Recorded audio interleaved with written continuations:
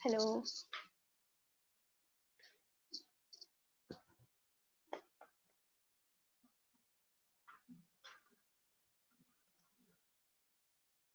Hello.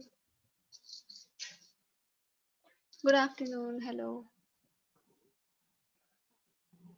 So I'm Dishani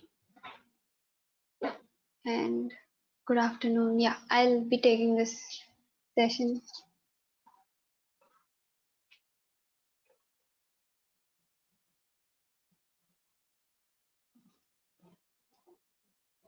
Okay, what I'm going to do is I'm going to unmute all of you so that you can interact. I'm going let this be more of like a discussion session rather than just me showing something or telling something. Okay, just a second.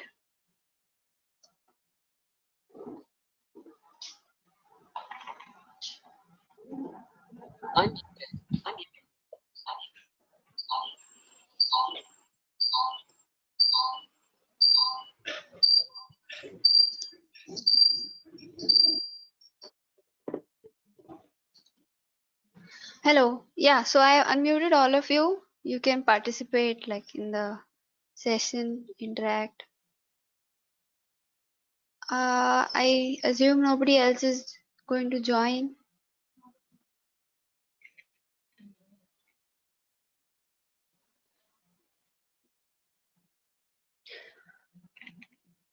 Okay, we'll start. So last session, I believe you all did till pollination. So can anybody tell me what is autogamy?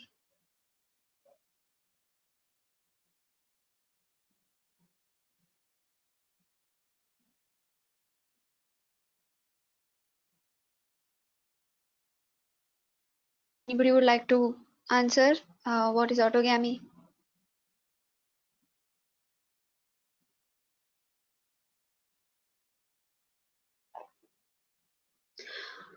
Yes, Jaslyn.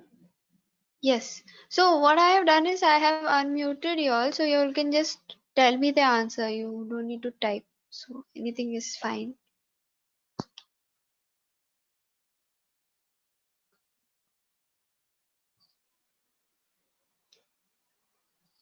Okay. I'm seeing I got only one answer. Okay, you can type it in. If you're not comfortable answering, you can type it. Yes, Jasmine. Okay, so Jasleen and Jasmine have answered. Anybody else? I'm asking what is autogam. Okay, Ananya also answers. Yes. So basically, autogamy is pollination of within the same flower, the anther of the of one flower deposited on the stigma of the same flower, right? So then the next one is what is gytonogamy.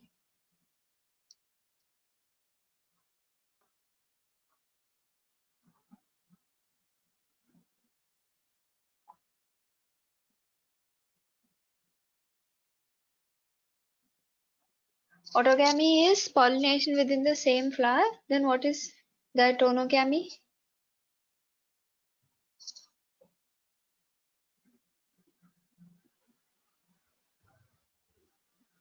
No answers.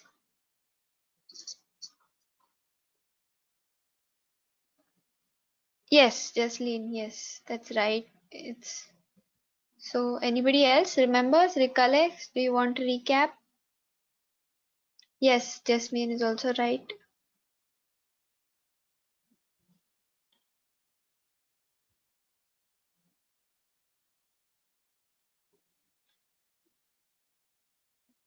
Yes, okay. So the three of you are answering. Ananya, yes, you're right.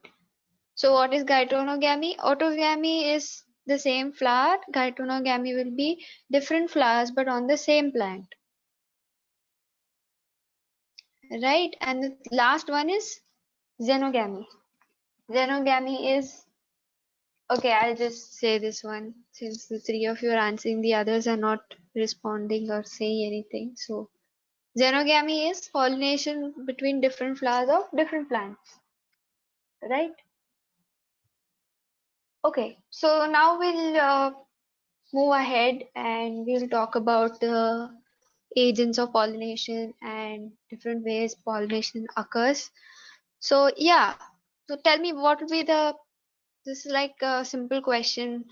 What do you think will be the methods plants adopt to achieve pollination? Like what factors do they take help of?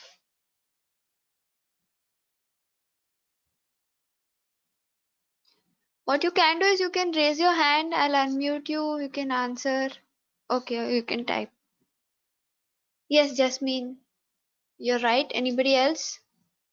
It's just a simple question, right? You suppose you have a flower in your hand, okay, and now the flower wants to achieve, yes, Ananya, yes, that is one of the ways.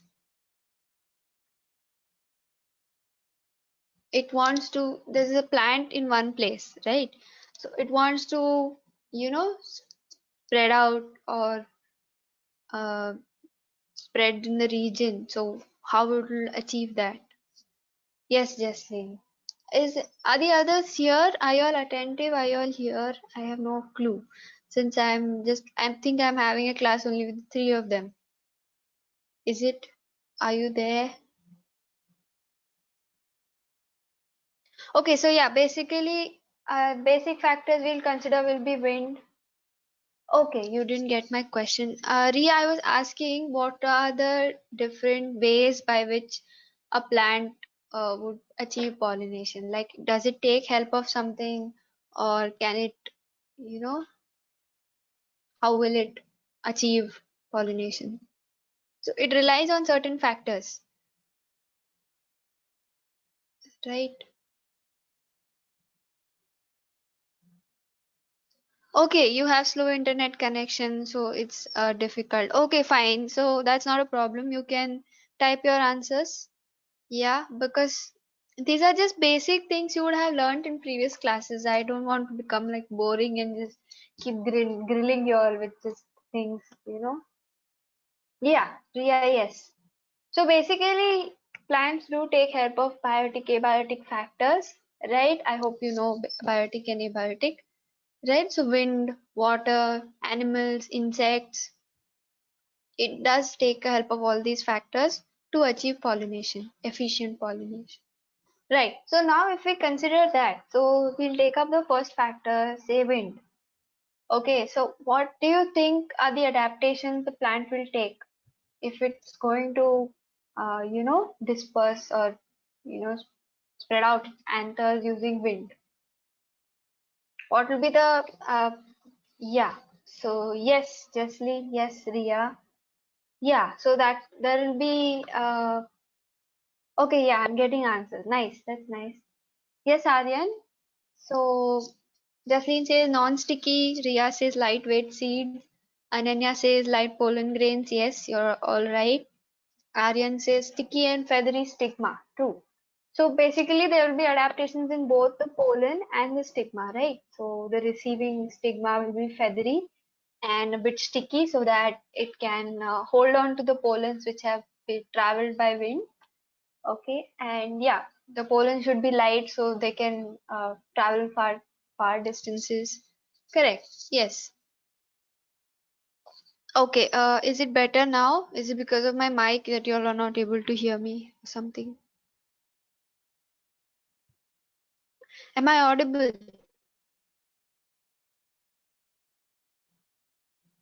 Yes. Okay. Okay. Maybe Aryan, maybe you have a connection issue. Try refreshing your connection once. Okay, my voice is lagging. Can you check your connection once, Aryan? Because it seems to be fine for others. Yeah, yeah, so no worries. Okay, so we covered wind. What do you think will be the adaptations in case of water? So plants are in water, there are zooplankton, phytoplankton, small plants. Hmm. Yeah, so if they are going to pollinate using water as a medium, anything.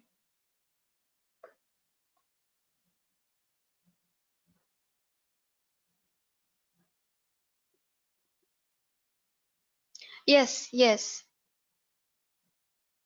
Yes, that can be one thing, Aryan, and also the stigma also.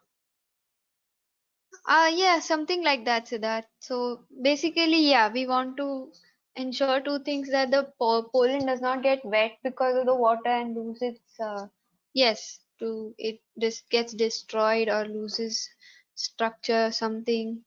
Yes, Jasmine. Yeah, long ribbon-like pollen grain structure. Yes, and the stigma also will have a covering, a mucus layered covering actually in this case, so that it, it does not get affected by the water much. Yeah, so you have a hang of it, right? And the last one, in case of animals, they have this system that the plant rewards the animals, correct? For it's like a symbiotic relationship. The If the animal is doing something for the plant will reward the animal with something, like, yes, like nectar. Ria says nectar, yes. So in case of animals, there will be one more adaptation, will be that the pollen grains will be brightly, the sorry, not the pollen grains, the flowers will be brightly colored. Yes, there will be nectar. Yeah, so sticky pollen grains, yes, Ananya. So in short, anything which will attract animals to come, or even in some cases, some plants have a relationship where the insects, usually not applicable for animals as such, but insects can lay their eggs in the flowers. Right? There's this one thing between fig and wasps. You would have heard in your lower classes or something, right? The wasp pollinates the fig flower, and in return it gets a place to lay its eggs in the fruit, in the fig fruit, right? So something like that. So what we'll do is, I'll just quickly go through the points, right? So basically, like I had said, so uh, based on the source of pollen grains, this is the different types of pollination that occurs, which we discussed. Oh yeah, I forgot to mention Cleistogamous and Chasmogamous flowers. Yeah, so Cleistogamous are closed, and the anther and stigma lie close together. This ensures 100% self-pollination. And in Chasmogamous, the flowers are open, and there are various ways the stigma and pollen adapt, to uh, ensure the anther reaches the stigma, right? But in this case, both, in this case, other flowers can also, pollen from other flowers can also land on the stigma. Okay, yeah. So this is a kind of a plant which has both Chasmogamous and Cleistogamous flowers. Right. Yeah. So we were talking of agents of pollination. Basically, wind, water, animals. You are right. So in case of wind and water, we don't need colorful petals and no need of nectar, right? And majority of the plants use biotic agents because, yeah, it's easier. You know, the pollen grains coming in contact with stigma is a chance factor in wind and water. So for that, one more factor we take into consideration is there will be a large number of pollen grains produced, right? Because of loss or what chance if they don't reach the desired place, that is the stigma. For those factors are also taken into consideration. Yeah, basically to increase chances. Yes, Ria. So those things are taken into account. Yeah, and now there's like a small example of wind pollination, right? And yeah, so among wind and water, wind is more common. It's easier, right? To And there are higher chances of pollination occurring. So, like you all said, the pollen grains need to be light and non-sticky so that they can travel far. And in case of so that's with respect to pollens, and in with respect to the female gametophyte, right? It will have a large feathery stigma, so it should be, based in such a way that there is easy reception of the pollen grains. right? Flowers have a single ovule in each ovary and numerous flowers packed into inflorescence, like corn cob, the tassels on a corn cob. So this is an example, right? What the characteristics of wind pollinated flowers would be like. So something like this. In case they ask you to describe with the help of a diagram, it's just in case. Stigma is feathery and anther is dangles loosely so it can be transported easily. The best case is the dandelion, right? You can just blow and have fun with the pollen grains you blow. It just needs that little push to fly, right? Yeah. In case of water pollination, the example is Vallisneria, right? So it's quite rare and limited to only about 30 genera, mostly monocots. And like one of you said, pollen grains are long and ribbon-like. So in case of Vallisneria, this is how the plant looks. And what happens is the pollen grains are released on the surface of water, and the stigma, yeah, it almost it's growing and almost reaching the surface of the water so that the pollen grains can easily land on it. Right. The female flowers are exposed to the surface of water by a long stalk, and pollen grains are released on the surface of water. They are carried by passive water currents, and some of them eventually reach the stigma. So you can use the example of Vallisneria for water pollination. Yeah. And for in case of animals, there are different insects, sometimes even small rodents and animals too, right? Butterflies, beetles, wasps, a lemur, lizards, right? Some things like that. And yeah, and one more thing to note here is some species are adapted for particular species of animals. Like I said, the relationship between the wasp and the fig, that's very peculiar. It's peculiar only to wasp. The fig does not offer the same chances to the others, like other insects. Okay, yeah, so the rewards are basically nectar and pollen grains so that the animals visit often and pollination is carried out. And while harvesting the rewards, the body of the animal gets coated with pollen grains, and when they move to the other plant, they get transferred to the stigma. Yeah, like I said, another example where the flower is a safe place to lay eggs is Amorphophallus. So this is how it looks like, and the species of Amorphophallus can have flowers which grow up to 6 feet in height. So imagine they are that huge. Okay. Okay, another example is the eggs, and this is similar to the fig and wasp thing, right? Okay. So now that's all about the different agents of pollination. The next thing we look into is outbreeding devices. So basically, inbreeding is breeding between similar, or what do you say, like relative sort of the similar kind. Or in this case, it would be inbreeding would be self-pollination. So outbreeding devices are basically methods used to promote cross-pollination. A simple way of putting it. So what do you think?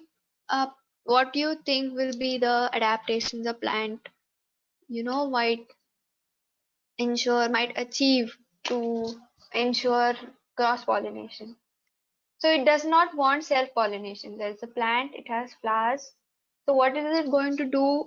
I'll give you a hint. What will be the modifications or like adaptations the anther and stigma will take up so that cross pollination is achieved? Any of you try to answer? So we don't want self-pollination. The plant does not want to undergo self-pollination. It wants to ensure that the pollen grain from another flower or another plant reaches the stigma of that flower. So what do you think it might do? It can come up with some things, right?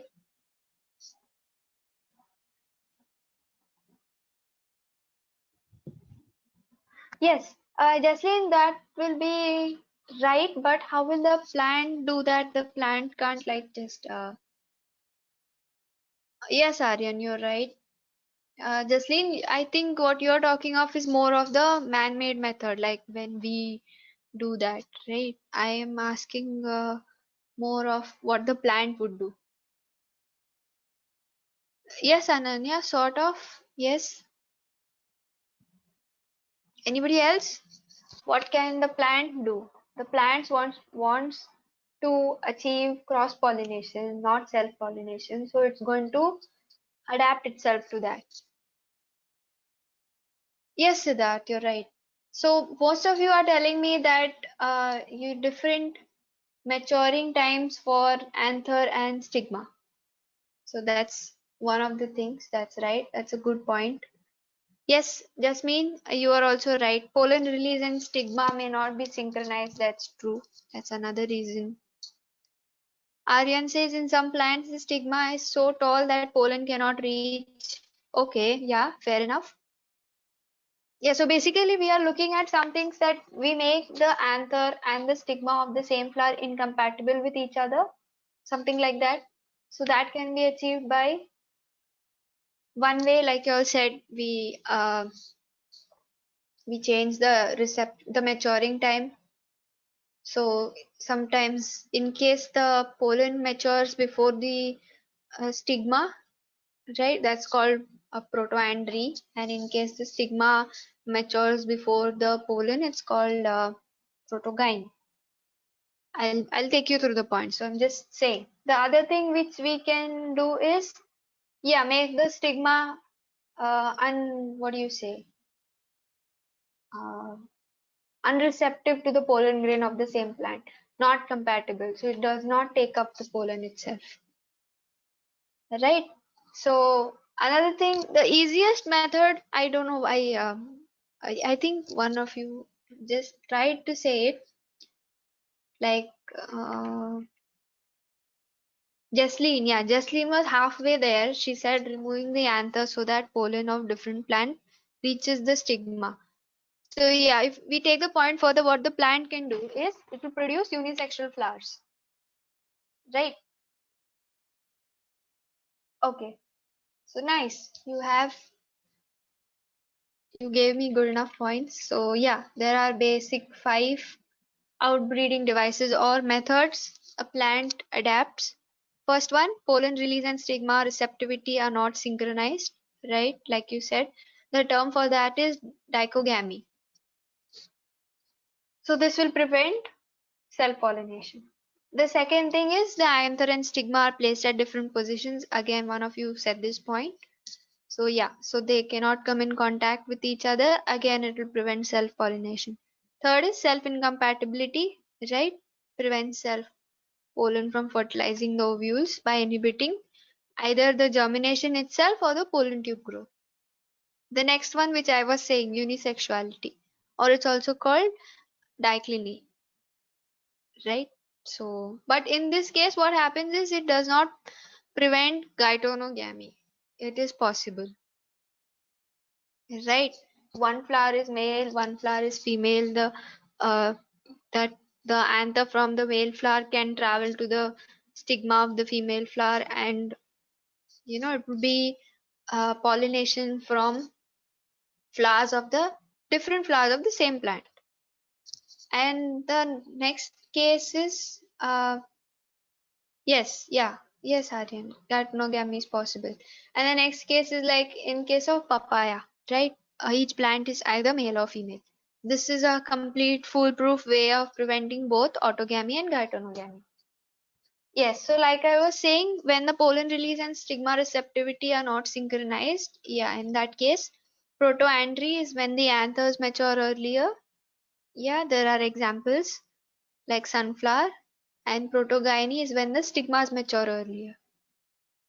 So yeah, example are these mirabilis, jalapa. Okay, so now we have read, let's go in a sequence. First, we went through gametogenesis. You would have done it in the previous classes, right? Next step is pollination, right? Now we know what methods or how it takes help, how the plant takes help to ensure pollination. Now we move on to the next step, that is that the pollen has finally landed on the stigma. Right. Now what happens? Do you think that every time there is a chance that the stigma is going to go like, yes, I've got the right pollen. Yeah, I'm going to go ahead. What do you think? Like, does that happen 100% of the time that the pollen, whatever pollen it receives, the stigma goes ahead with the steps of fertilization? No, yes. Aryan says no, there has to be some kind of interaction. Yes, Ria also says no, right? Anybody else? Not every time, yes, Jasmine. Yes, so basically there are two ways. So a pollen lands on the stigma. There are two ways. It's like a flow chart. Two ways which can occur. Either the stigma recognizes the pollen, and Ananya also says pollen must be of same species. Yes. So there are certain chemical interactions which take place between the pollen and the stigma. They are called pollen pistil interactions. Okay. Those chemicals determine whether the pollen is right for the stigma or not. So if it is right, there will be a growth of the pollen tube. If it is not, it simply rejects it. So there will be no further steps which happen, right? So pollen pistil interaction. So pollination does not guarantee the transfer of right type of compatible pollen. Often it is the wrong type, sometimes because of self incompatibility, or it is from other species, right? Like Ananya said. So this is like a flowchart, easy to remember. There are two things which can happen. Either the pollen is compatible or it is incompatible. If it is compatible, the pistil accepts the pollen, and there is post pollination. The first event which will occur is the growth of the pollen tube, right? And in case it is incompatible, the pistil is rejected and there will be no growth of pollen tube. Okay, that's a easy way to remember it. Okay, now the steps which happen if the pollen is accepted. We are going with yes, since if it's incompatible, there will be no change. It will be just like, okay, that will be as it is till it gets the right pollen. So what if it does get the right pollen? What happens? Again, there are multiple possibilities. So yes, first thing which happens is the pollen grain germinates on the stigma and it starts producing a pollen tube slowly to move down till the ovary, right? So it grows through the tissues of the stigma and style and reaches the ovary. Now there are now you would have read during gametogenesis, especially of release of the pollen grain in that under that heading. You would have read that some plants shed the pollen at a two-celled condition. What is the two-celled condition? Is the vegetative cell and the generative cell, right? And some of them release the pollen at the three-celled condition. So three-celled condition is when the generative cell, yes, Aryan. So three-celled condition is when the generative cell has already produced male gametes.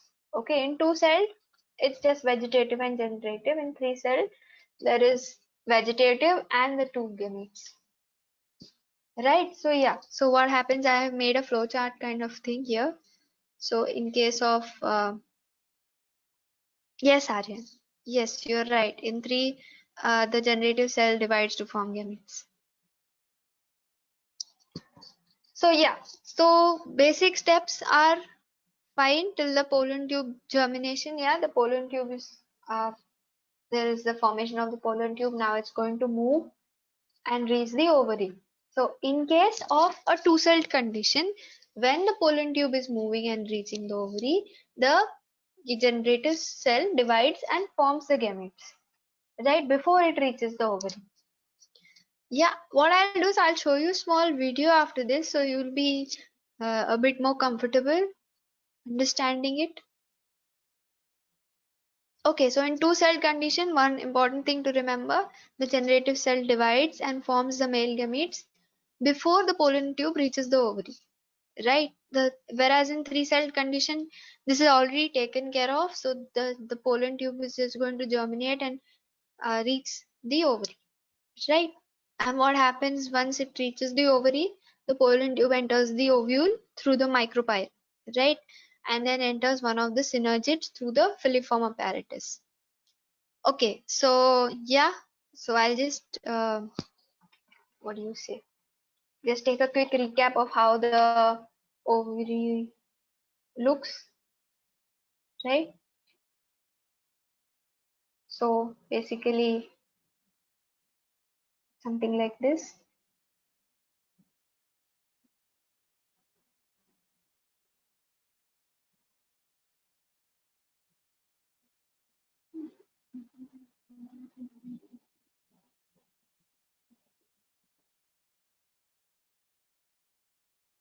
right? So this is the chalazal end, which has three antipodal cells. This is just a quick recap. You would have studied this, right?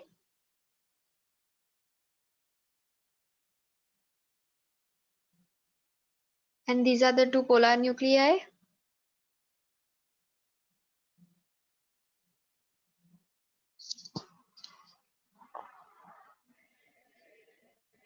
Yes, so you have studied this.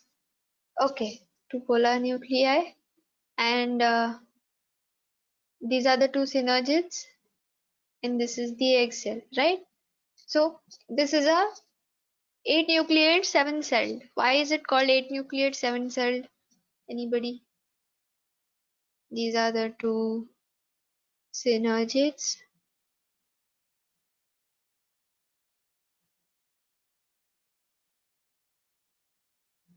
and this is the egg cell, right? Yeah, my question is, why is this called an 8 nucleate but 7 celled? You would have read this while you were reading gametogenesis, sorry. Anybody? Did you come across this, that it is called a, why is it 8 nucleate 7 celled? No response. Yes or no? Tell me something.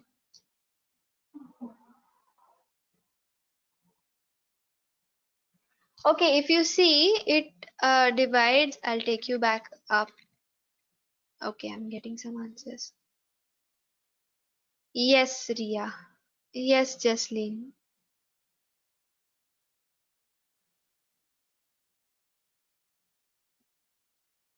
Yes, Aryan, you're right. So basically the polar nuclei are fused, right?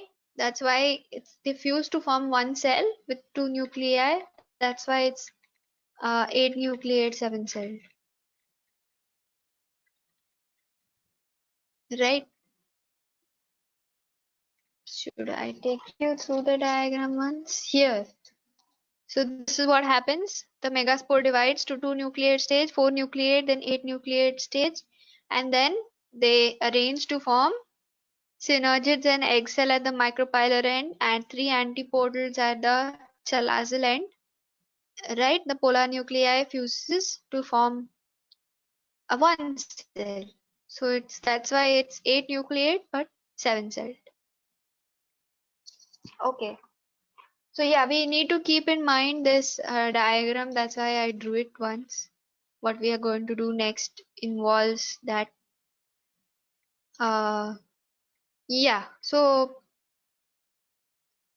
you remember this. Okay. So now the pollen tube is growth is completed and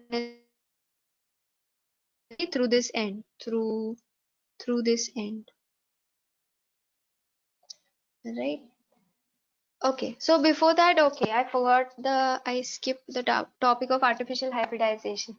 So this you would have done in your previous classes, which is basically emasculation and bagging, right? So in some cases we wish to uh, pollinate some kind of species, a certain species. Yes, so Aryan says yes, you've done it. We wish to pollinate a specific species with our desired pollen grain. So what do? The anther is removed from the bud condition in the flower, right? The female flower is then bagged using a bag of butter paper or plastic. This the act of bagging it, covering it with the butter paper or plastic is called bagging, and the act of removing the anther is called emasculation. So you have removed the anthers from a bisexual flower. You are left with only the female gametophyte. Then what do? You obtain the desired pollen grains, right? And you open the bag and dust the stigma with the desired pollen grains and rebag it so that there is no contamination from other pollen grains, or you definitely achieve what you are aiming for using the desired pollen grains, right? So that's emasculation and bagging. That's artificial hybridization.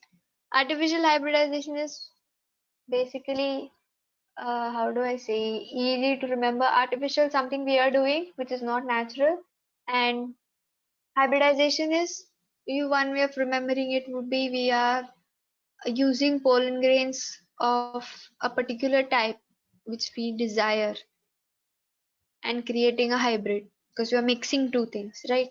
Yeah. Okay. So now pollination is completed. Yes, the pistil has accepted the pollen. There is the growth of the pollen tube. Now we are going to have fertilization, right? The pollen tube is going to enter the ovule and basically fertilization will take place, right? Okay. So the pollen tubes enters through the synergids, through one of the synergids, right? The synergids, and the egg cell is at the micropylar end, and there is a small structure called the filiform apparatus. So I'll just show it to you here, right? This is the synergids. This end is the micropylar end. Okay, and here there is a structure like with something like this. Okay, this structure is called a filiform apparatus.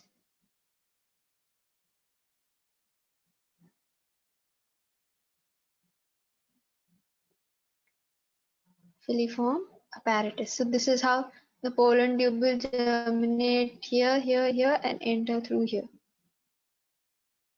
Okay, no worries. I have a video which shows it better than the shabby drawing I have made.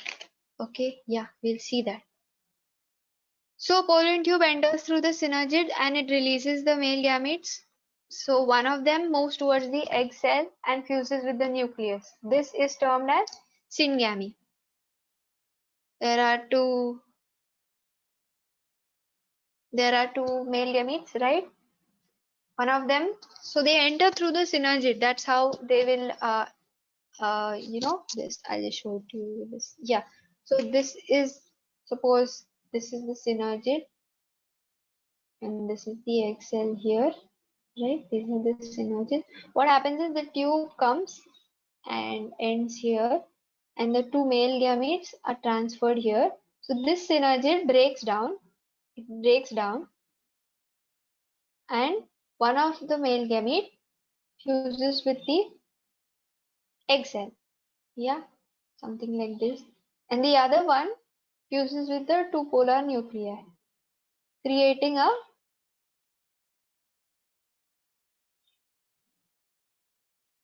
so this is called syngamy, and this is called triple fusion.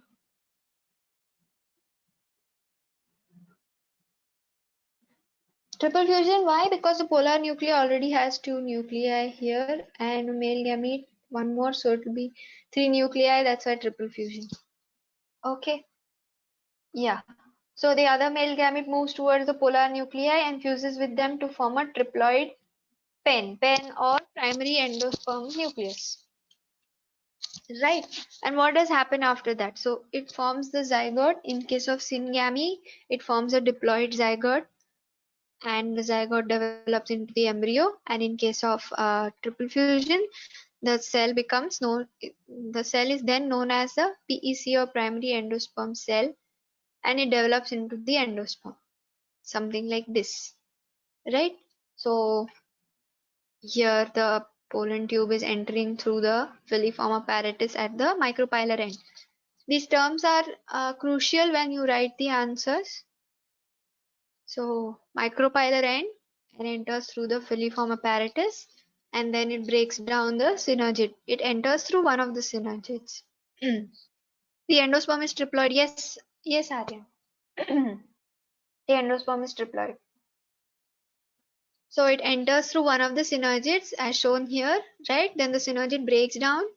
One of the male gamete fuses with the egg cell and the other with the primary nuclei to form the primary endosperm nucleus pen, which will be 3N. Yeah, and the zygote will be 2N. Okay, so now once these are the next steps. So fertilization is successfully done. Now there is going to be two things. One is the primary endosperm cell. Okay, that will start dividing first, creating small nuclei, okay, which provide nourishment to the embryo. The zygote will develop into the embryo, but only after the PEC starts dividing.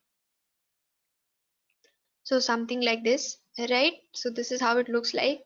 The synergids and the antipodal cells will degenerate. You are left with the zygote and the primary endosperm nucleus. So the zygote, they have shown the way that it will mature, right? Stages of embryo development. Yeah, before that, I want to show you a video. Let me know. Okay. I'm not sure if you might going to be able to hear it, but I'll explain. Okay. I hope my screen is visible. Okay, I'll just play this video. It just shows, yes, okay, visible, right? So yeah, this is the video. So here they are showing the pollen grain. It's released in a 3-cell stage. And here they are showing the division of the female gametophyte. Yeah. So now it's accepted. The pollen tube is germinating. Yes, it travels all the way. So this is the micropylar end. This is how it looks like, micropylar end. So it will then enter. One gamete fuses with the egg cell and the other fuses with the primary, uses with the nuclei, polar nuclei. Yes.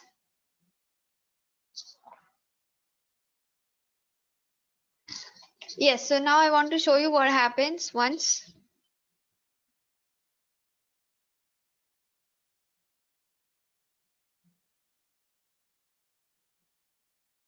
the zygote is formed. Okay.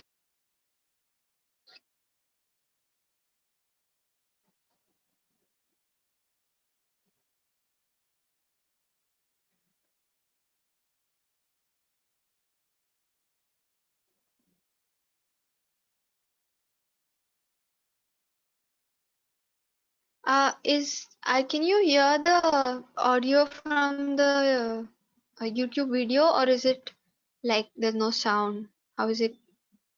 Okay, you cannot hear what he's saying, right? Okay, so I'll explain. I had a doubt of this. Yeah, so it is showing here.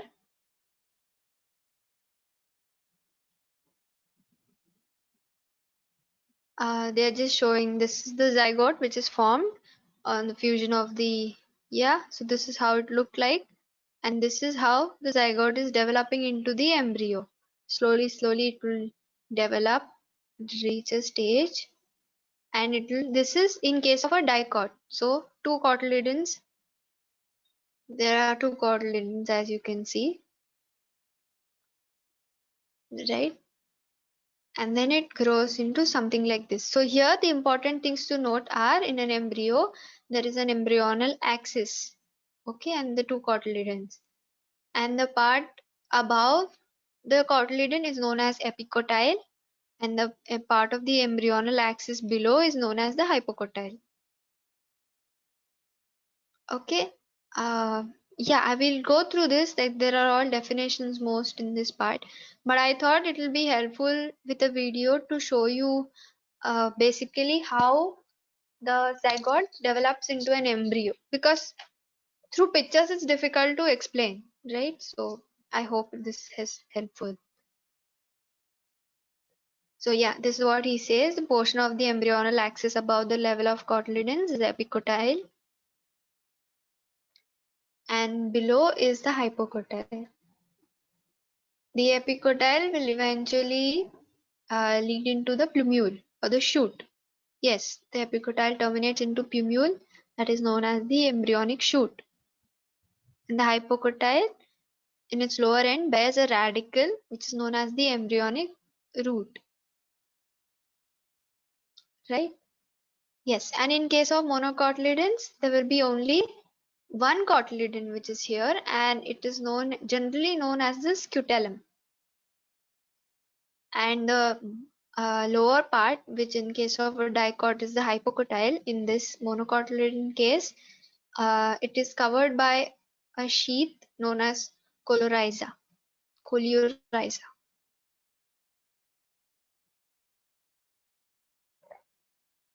Yeah, so he's showing you the difference between monocotyledon and dicotyledon.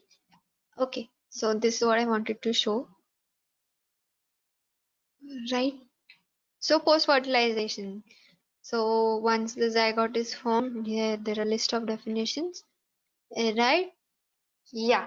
So once the zygote and the PEC is formed, right, the endosperm development will happen first. So the PEC will divide to form triploid endosperm tissue, so that there is a source of nourishment for the growing embryo. Right, cells of this tissue have reserved food materials which provide nutrition to the developing embryo.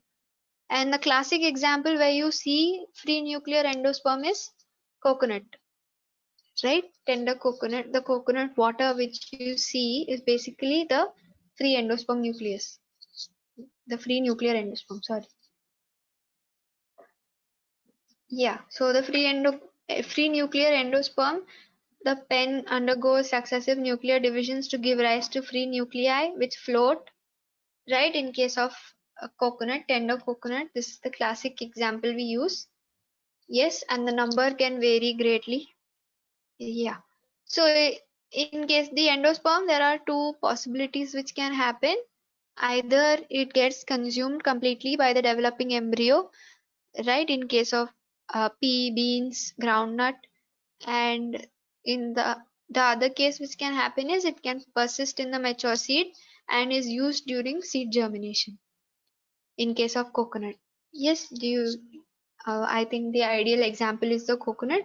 The coconut water is basically free nuclei which is floating, right? It's the endosperm. Okay, so that's it. So the first thing which happens is the endosperm will develop by multiplying the PE. The PEN becomes the PEC, primary endosperm cell, which undergoes multiplication to form free nuclei. Should I say multiplication or should I say division? Okay, it will divide so that it increases in number, right? And so that there's a source of nourishment for the embryo. The next step which happens is the embryo will develop. So you remember, right? So the egg cell is at this end, right? It's here at the micropylar end. So the embryo will also form here at the micropylar end. So embryo develops at the micropylar end where the zygote is situated, right? Mostly the zygotes divide only after a certain amount of endosperm is formed, like I was saying, right? Earlier stages of embryo development, also known as embryogeny, are similar in monocots and dicots. Yes, so I think you saw in the video, right? Here, there's a diagram. of a dicot and a monocot. So in case of a dicot, there's an embryonal axis and two cotyledons, right? The embryonal axis above the cotyledons epicotyle, which terminates into plumule, and the cylindrical part below the cotyledons is the hypocotyle, which will terminate into the radicle. And in case of monocotyledons, there's a scutellum, which is the single cotyledon here. There is a coloriza, a sheath which covers the entire lower part. Okay, yes. So the portion of embryonal axis above the level of attachment of scutellum is the epicotyle. The epicotyle will grow into the shoot or the plumule. Right? I hope it's understandable. Okay. Yes. Yeah. So the next thing that okay, so here is like an entire diagram to show something like a life cycle. Yeah. So these things keep happening simultaneously, like we reached here. Okay, let's talk about from here. Double fertilization occurs. After that, the endosperm is formed, the seed is formed, the seed germinates to form a flower, right? And then the flower will have the male gamete and female gamete. The male gamete will undergo microsporogenesis to form the anther and the to form pollen grains, and it will release the pollen grains at the three-celled or two-celled condition, whereas the female uh, part will undergo megasporogenesis and it will form the embryo sac. And again, so this is kind of the entire cycle which occurs in a flower, you can say. Yes, so all the processes which occur. Right. So once the embryo is formed, the next step is the seed. So the embryo will eventually form into a seed, right? So the seed is a final product of sexual reproduction, also known as the fertilized ovules. They are formed inside fruits. Seed generally consists of a seed coat, cotyledon, and an embryo axis. Okay. So basically, what the diagram we saw here. Yes, so this differentiates further and forms the seed. So the only addition will be some kind of seed coats here. Right. So there are two types of seeds, albuminous and non-albuminous or X-albuminous. Right. In albuminous, a part of the endosperm is retained, like wheat, maize, barley. In non-albuminous or X-albuminous seeds, there is no residual endosperm, like pea and groundnut. Okay, sometimes the remnants of the nucellus. Okay, what is the nucellus? Is basically the cells of the embryo sac other than the egg cell and the primary endosperm nucleus. There are other cells floating, right? The synergids, the antipodals, or even the free nuclei which are formed later, right? So sometimes these cells or also persist in the seed and they are known as the perisperm, like black pepper beet. So what are the changes which take place? The integuments will harden as tough seed coats, right? And the outer integument will form testa and the inner will be the tegmen.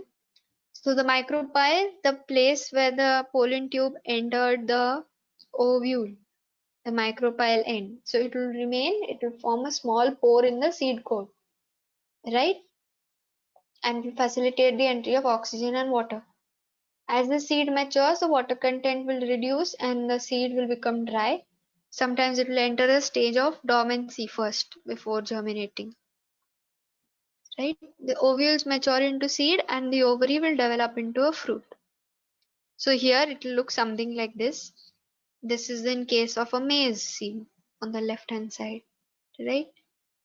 Yeah. So they are all diagrams of the maize seed, how they look like, how the embryo will look like, and how the endosperm looks like. There is pericarp, there is testa, the cotyledon, the coleoptile, plumule radicle, right? So we saw the embryo, right? So this is the embryo, how it will form.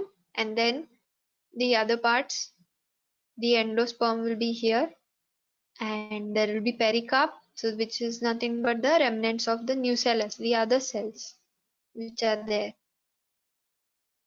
Okay, what I'm going to do is I'll show you a small video how it looks like.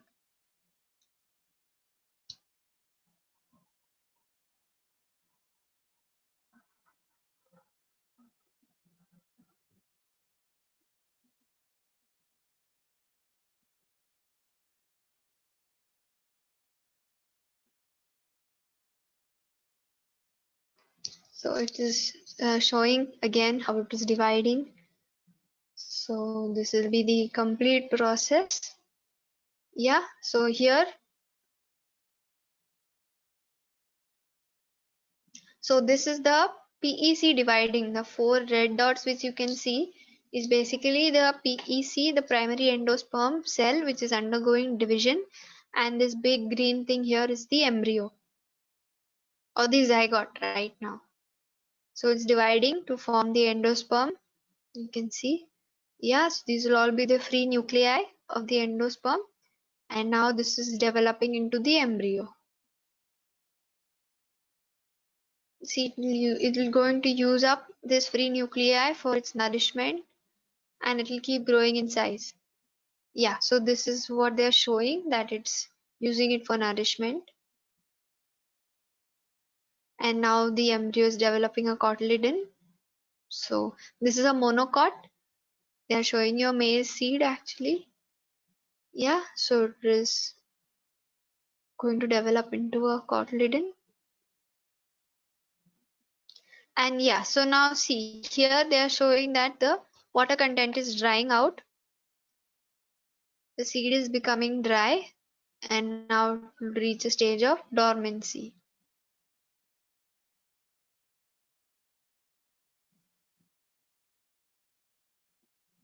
The water molecules are leaving. Seed is getting dry. That's all. Okay. Was it helpful? I mean, are the videos helping you understand?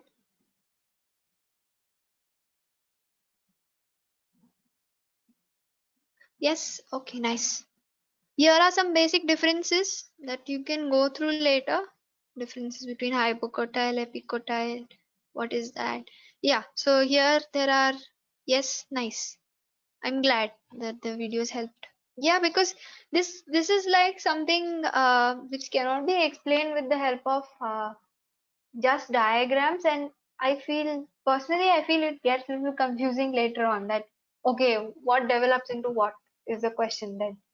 So what I can do is maybe I can share the links of these videos also with you, so that later on when you are studying or you just want to recap, you can go through it, and it will help you remember that okay, what exactly happens after pollination, what is double fertilization, how does the embryo form, how does the seed form, which part becomes the seed, what exactly happens, what are the post fertilization events, actually all this will come under, right? So the advantages of seed, it's more dependable, and yeah, so they have better strategies for dispersal to new habitats. Yes, young seedlings have sufficient few food reserves.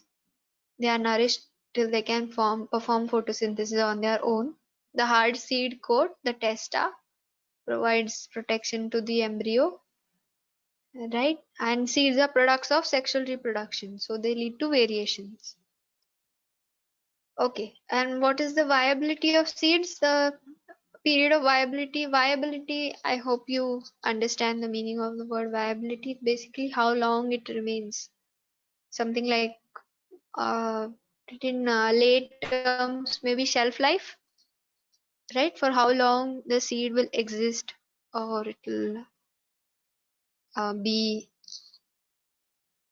how long does it have a shelf life of, right? So the period of viability varies greatly. They found a seed from the Arctic tundra, okay, which flowered after 10,000 years of dormancy. So imagine it is, yes, Aryan, yes, how long the seed is capable of fertilizing. After how long, actually? Yeah, so Lupinus articus, they found that seed from Arctic tundra region and it flowered after 10,000 years. Look at that. And even the date palm, so they found a 2,000-year-old viable seed of date palm also. So basically, seeds can stay for really long periods because of the endosperm, right, which provides nourishment. Okay, and this is the last part of this chapter, but it's pretty important, and I believe you get questions from this, is what I have uh, heard. So, apomixis and polyembryony. Okay, I have tried to make it as simple as possible for you, but let's see. So, apomixis is basically the replacement of the normal sexual production by asexual production without fertilization. Okay, what I'm going to do is I'll just show it to you here. What exactly is apomixis, right? So now we saw the events of fertilization. We saw what happens after fertilization, right? And what happens exactly is uh, the events in the embryo sac lead to the formation of the egg cell, which is haploid, right? Which then will fuse with the male gamete. Okay, why is it not? Oh,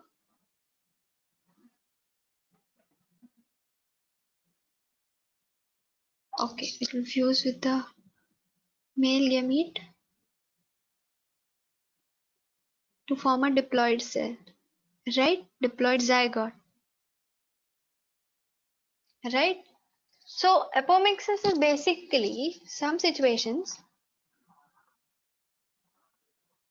Yes, apomixis is basically some situations where there is no division of the cell from, there is no meiosis, right? This is what happens to form the egg cell, right? In apomixis, this does not happen. So it stays as 2n. But the cell suddenly is capable of forming the zygote by itself.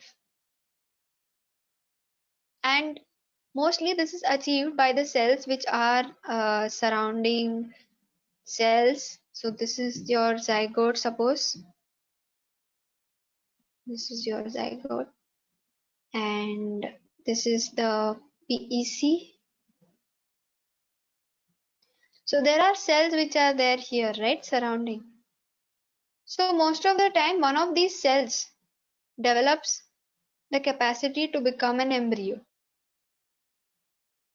That is called apomixis. Okay. Am I making any sense, or is this confusing, or I would like some response from you, that is it understandable? So basically in sexual reproduction, meiotic division occurs. Understood. Okay, that's nice. Little confusing. Okay, I'll repeat it again. Okay. So in sexual reproduction, we know the steps which occur, right? Gametogenesis will occur, right? And then by meiotic division, a haploid egg cell will be formed, correct? And then it will be fertilized by the male gamete to form the zygote, and then the rest of the procedures take place. It forms the seed, it forms the fruit, right? In case of apomixis, what happens is it mimics sexual reproduction. It mimics, why? Because the steps after formation of zygote are the same. The seed will be formed, the fruit will be formed, yes, but there is no involvement of the male gamete at all, right? Now you tell me, it sounds like parthenogenesis or parthenocarpy, isn't it? Something similar to the concept of parthenogenesis, but there here we need to remember a crucial point again. Yes, yeah. So it's similar to It sounds similar to parthenogenesis, but just remember this one thing, that parthenocopy or parthenogenesis, genesis occurs more in animals, parthenocopy occurs in fruits. So in parthenocopy, there are no seeds, right? This is the main point, and it is the formation of fruit without fertilization.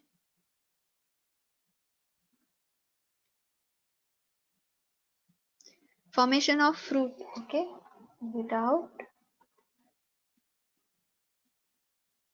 fertilization. Whereas apomixis, apomixis is the formation of seed, right? So these two are completely different concepts. That has to be very, very clear. Yes, Ria, yes, seedless fruits are formed in parthenocarpy, isn't it? So they sound very similar, but they are two completely different terms, two completely different processes. Apomixis is the formation of seeds without fertilization, right? But parthenocarpy is the formation of fruit, seedless fruits without fertilization. So what happens in apomixis? One of the cells, generally from the embryo sac, does not undergo meiotic division, but it just converts itself into a zygote or an embryo directly. The, what do you say, the steps or the interactions which occur for this conversion are not there for you right now, or it's just that, we can just say it's magic. Okay, definitely there is a scientific reason why it would happen. It's not magic, but for now we can just say it's going to be magic, that one of the cells will magically develop into an embryo without fertilization, without anything. Yes, so suddenly it's going to be like, I'm going to dream today, I want to be an embryo, and it's going to go ahead and achieve its dream. Right? That's apomixis. There will be no involvement of the male gamete here. That's all. 2 points to remember. Asexual formation of the seed, or some you can say asexual reproduction, which mimics sexual reproduction to form the seed. Okay, and second thing, no male gamete, right? Okay, so now there are two ways by which apomixis occurs. Yeah, there are two ways. I have seen, like, it's not mentioned in the textbook, but the textbook they are given the explanation without the term. So I just added the term so that you'll remember. It might help you for your entrance exams and all also. The two terms are recurrent gamospermy and adventive embryony. Right? They sound a little heavy and little confusing, but simple way to remember, recurrent agamospermy is basically, okay, I'll just write it here. Oh yeah. Recurrent agamospermy is basically this. The cell directly, okay, how do I represent it? The 2N cell undergoes equational division to form 2N embryo. Okay, simplest way of representing recurrent agamospermy, right? So there is no meiosis, no meiosis.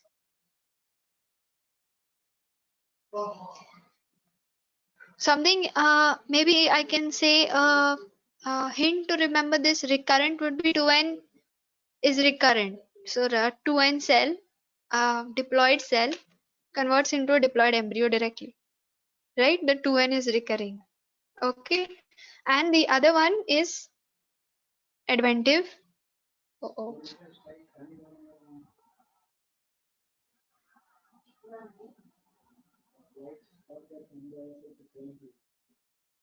Adventive. Okay, I'm making a mistake writing it.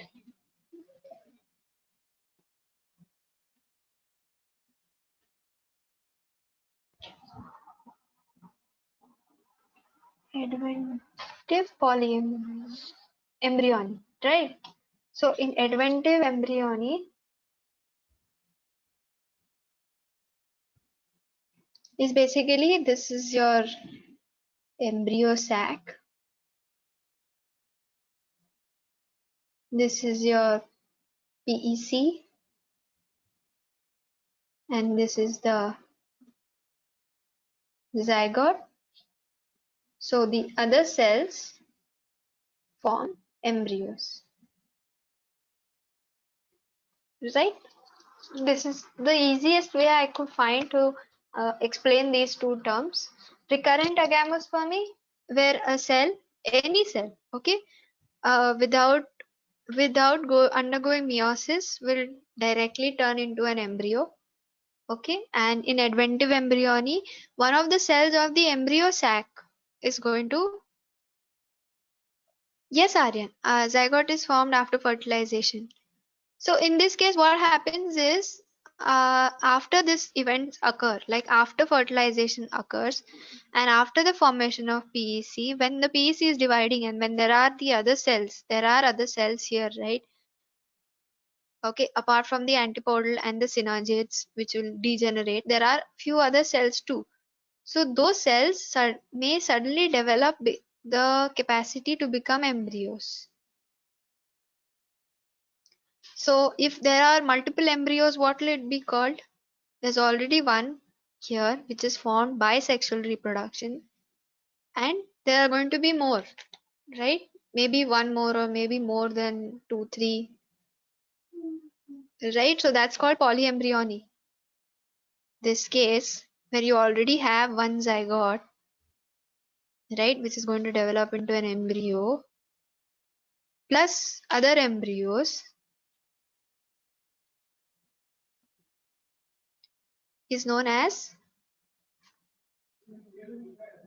polyembryony. Okay, polyembryony, yes. Yes, you all are right, Jasleen, Aryan, and Ria. Okay. Yeah, so these are the basic two concepts which are there under this topic. So apomixis is a special mechanism to produce seeds without fertilization, right? It's a form of asexual reproduction that mimics sexual reproduction. Why do they say that?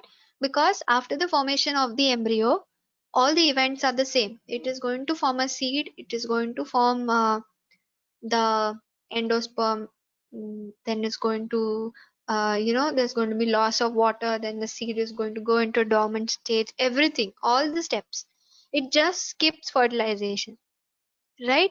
And there are two ways of developing apomictic seeds. One is recurrent agamospermy, where a diploid egg cell is formed without reduction division. Here reduction division is nothing but meiosis, right, and develops into an embryo without fertilization. And the second one is adventive embryony. What is adventive embryony? Some of the nucellar cells surrounding the embryo sac start dividing, protrude into the embryo sac, and develop into embryos. Right here, there's another picture here. Okay, so in such species, each ovules contain many embryos. So adventive embryony will eventually lead to polyembryony. Right? You can link the two. So here there's a picture of a mango with multiple embryos, right? 11 embryos were found in one seed. Okay, just to help you remember. So why is apomixis important? Why is it so there is a, what do you say, this property of apomixis, of developing seeds without yes, Aryan, adventive embryony definitely causes polyembryony.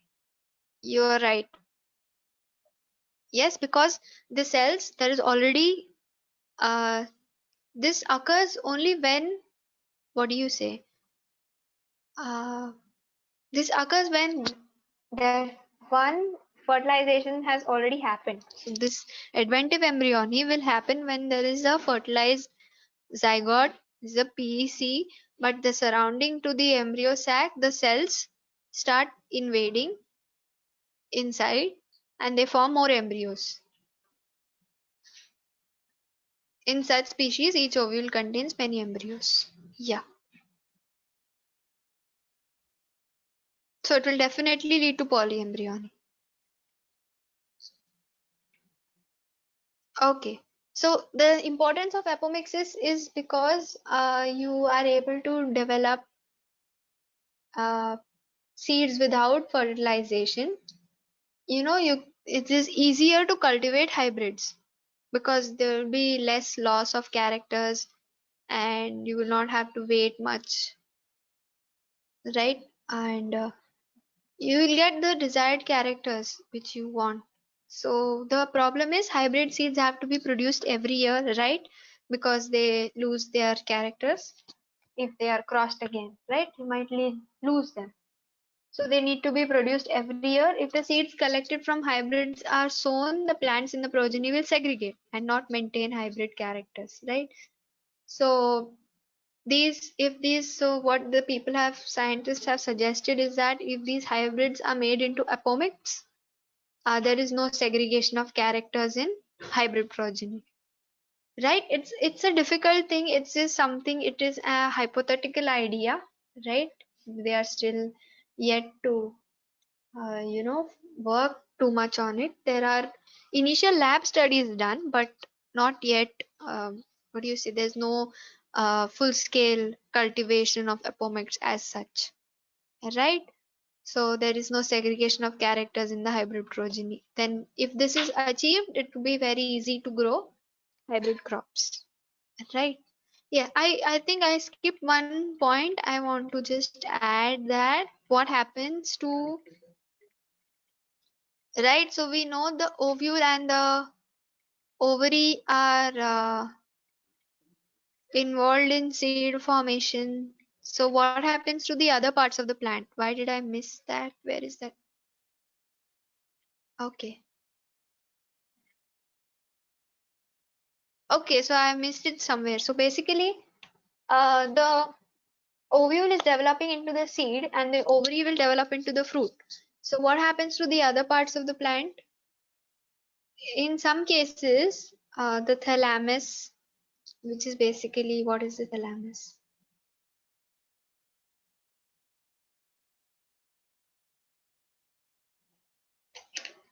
Right, this part, and this is the sepals, right? And this will be the petal. So this is the thalamus of a flower. In some cases, the thalamus and other parts, sometimes the sepal also, right? They are also involved in the fruit formation. When such cases happen, when they are involved in fruit formation, they are known as false fruits. Example is apple and cashews. Yes, Aryan. Yeah, they are false fruits. Apples, cashews. In such cases, other parts like the thalamus and other parts take part in forming the fruit. Whereas in other fruits or generally they do not take part. Do not take part.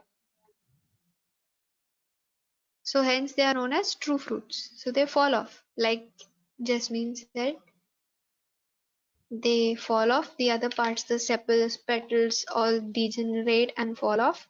So they do not take part in the fruit formation, and those fruits are known as true fruits. Okay, yes, so I think I have covered this, the remaining parts of the chapter, right? Yeah. So apomixis and embryony was the last topic. Yeah, seeds. Yep. Okay.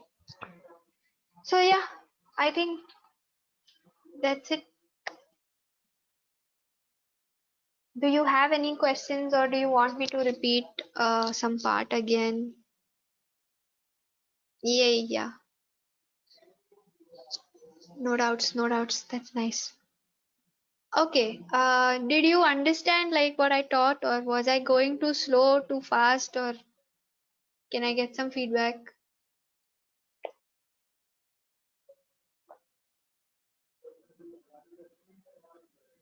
Understood. Okay. It was understandable. Nice. Okay. The session was good. Thank you. So it was my first time teaching you guys, actually. First time teaching the 12th. So yes.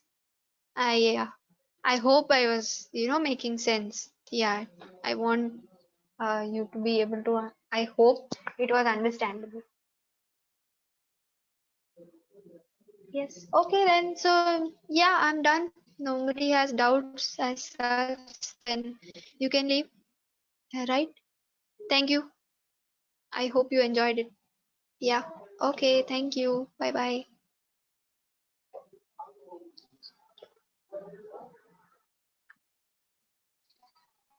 Bye bye.